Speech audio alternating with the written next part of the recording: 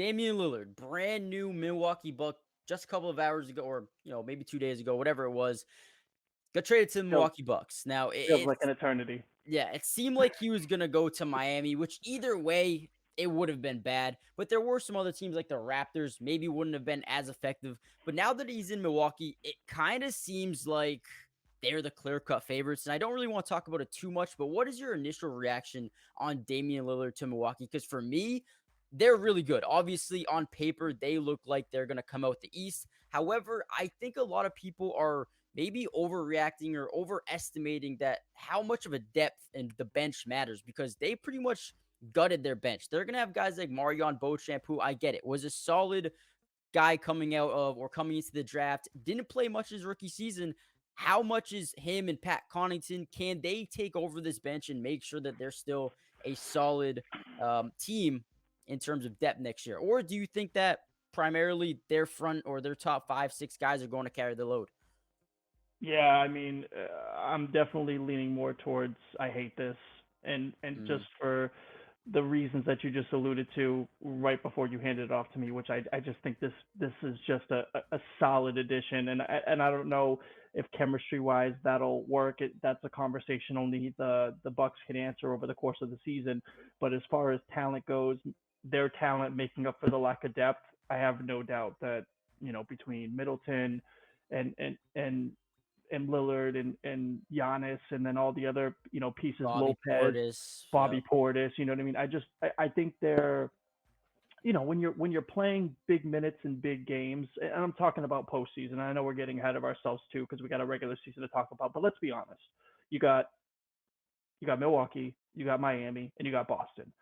Those are probably going to be two of those teams you're going to see in the two of the three of those teams you're going to see in the ECF. So I mean, you just got to bring it out in the open and say when you're playing those kind of minutes, what is it? 7 guys in rotation. So how deep are you really getting? So you got to really ask True. yourself that kind of question.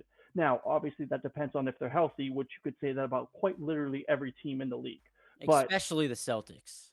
especially the Celtics, right? Yeah. So, so I hate it just for the fact that I'm a Celtics fan. I want the Yep. Celtics to win a title. I've been wanting a title since '08. I've been Yep. Yep. craving a title since '08. I thought we were going to get a title last year. We didn't get a title. Yep. And now we're sitting here. We were the favorite going to bed 2 days ago, and Yep. now we're the number two.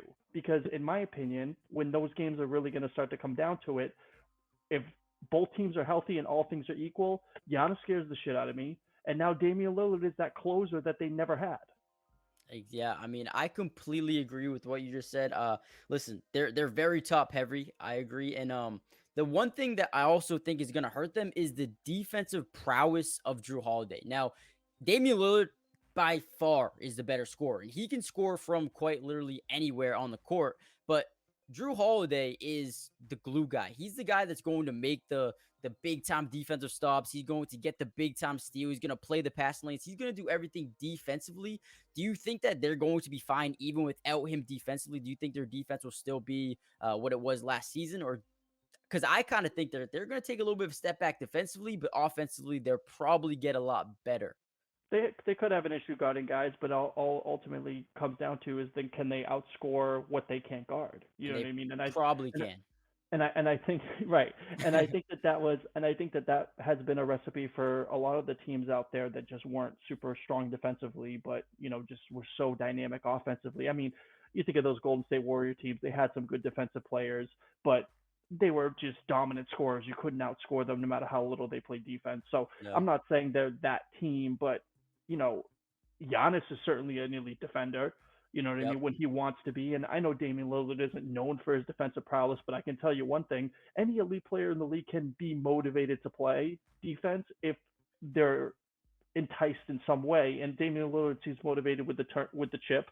I Yep. think really the outlier is how much does he want to be in Milwaukee? Is he going to gel with Giannis and the crew? I was reading on some things that I guess Milwaukee wasn't really a destination for him, and that doesn't necessarily mean that it's not going to work. Yeah. It just means that it wasn't Miami. Miami was kind of the perfect fit for Dame, Oh and yeah. now he's going to have to be put himself in the situation that he's going to have to kind of make himself fit on a team that Giannis is definitely going to welcome him to. Yeah, well, that's another point I want to bring up is I feel like a couple of days ago woke up and saw something saying Giannis might not be in Milwaukee too much longer. Maybe he wants to get out of there when his contract's up. Maybe he wants to request a trade. But now that Damian Lillard's here, that might change everything for him. Or think about it this way: maybe Damian Lillard didn't want to be here and plays a season and is gone. Maybe after this season he requests a trade. Who knows what Damian Lillard wants? I also heard something that him not going to Miami, he was fine with actually staying in Portland. And the GM was actually like, no, I don't even want you here anymore because you wanted out in the first place. So we don't know what's going to happen with the Bucks. They could do really good. They could have a really bad season. Kind of think of it like the 2022 Suns. James Harden, Kyrie Irving, Kevin Durant. Everyone saw that and was like, who's going to stop these guys? But quite frankly, they weren't that good. Didn't have depth, didn't have team chemistry, and they kind of, imploded. Brooklyn. Yep, they kind of imploded. And then the Suns last year, everyone thought, well, who the hell is going to stop Chris Paul, Devin Booker, Ayton, KD? And they didn't really pan out too well either come playoff time. So we don't really know what's going on with Milwaukee. I will say one thing, though. On paper, they are probably the best roster in the NBA in terms of versatility, scoring, and they do still have some defensive guys in Giannis and Brook Lopez, and Bobby Portis is a hustler, so always can credit him. Chris Middleton, lengthy as hell. So they have a lot of talent. It's going to come down to if they can get guys in the buyout market or if their chemistry is as good as most of the other teams. But they're definitely a scary team. But I kind of want to move into the Celtics. This Celtics podcast, we gave you our Damian Lillard little, how we thought about it. But let's talk about, let's talk about the Celtics. Jaylen Brown, let's firstly touch upon this. Just signed a 5-year, $304 million contract extension to stay in Boston for at least the foreseeable future. I believe there's an out in year 3 or 4 that we could get out if he wanted to be out. But what's your initial reaction of the Jaylen Brown extension? And then I'll tell you how I feel about it. I mean, they didn't have a choice. He's next up. I mean, look what happened, right? JB got paid. Who got paid right after that? AD. It's just the market. It's just the system that they're put in place. You can't let that guy walk. He's too talented to walk. Is he worth the money? I mean, no.